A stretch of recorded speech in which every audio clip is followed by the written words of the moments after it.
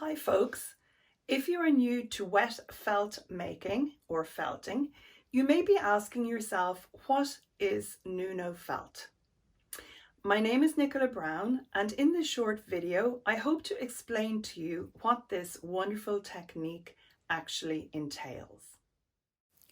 Nuno felting is a technique where a small quantity of fibre is combined with fabric to create a beautifully strong and flexible felt. It's particularly suitable for wearable garments and accessories, and for this reason, merino wool and silk are often chosen as the two components. Other fabric can be used for Nuno felting as well. Finely woven linen or cotton are both very suitable too. The scarf that I'm wearing here, for example, comprises a base of lightweight cotton gauze, one fine layer of merino, and a selection of various silks on top and some curly wool locks. The heavier the weight of the fabric or weave, the more the felt will crinkle and become textured as it shrinks. Whatever base fabric is chosen, it will give structure to the finished felt, so it's possible to lay out the wool or other animal fibre either evenly or randomly. The one common denominator is that for Nuno felt, only a light layer of fibre is necessary, rather than 2, 3 or more overlapping layers, as with the usual wet felting layout. Another difference between Nuno felt and regular felt is that it's necessary to work very slowly at the beginning of the process, and this helps encourage the tips of the wool fibre to migrate through the fabric first, rather than felting to themselves and not merging with the substrate. Once the tips of the fibre has worked its way through the fabric and is visible on the reverse, the felt can be fulled. Fulling is the term for the shrinking process. It starts gently and then it becomes more aggressive near the end. It's considered done when both the fibre and the fabric have combined fully and there's no more potential for shrinkage to occur. At this stage, the felt needs a rinse and a good press with a hot iron.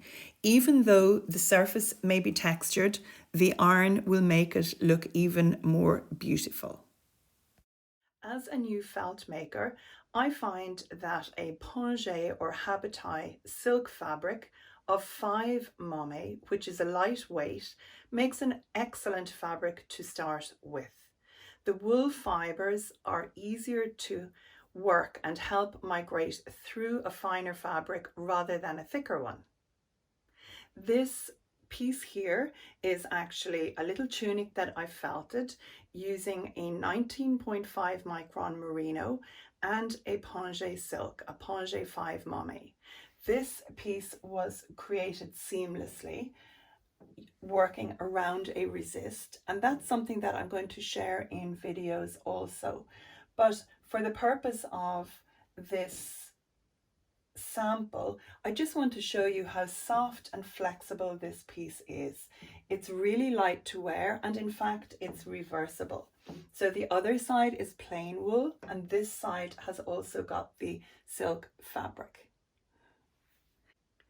This Nuno felt scarf here was created using one layer of pongé 5 or habitai 5 silk and then one fine even layer of merino. I also included embellishing fibres on the surface, and this piece was felted in white and then it was printed afterwards using eucalyptus leaves from my garden. I really love working with Nuno felt and then printing it. If you're interested in learning the eco printing technique, why not check out some of my other YouTube videos or joining me for a workshop.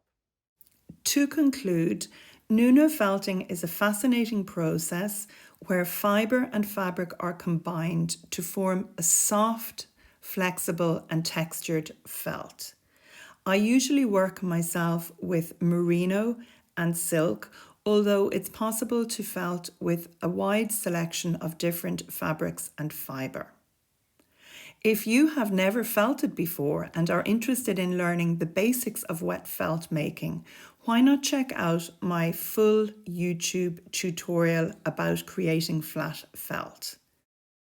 If you are already an experienced felt maker but have never tried eco printing, that also might be something you would be interested in learning more about. I have a video on YouTube which explains a little bit about the process, but I also offer regular online workshops for eco printing and also felt making. So why not consider joining my workshop mailing list?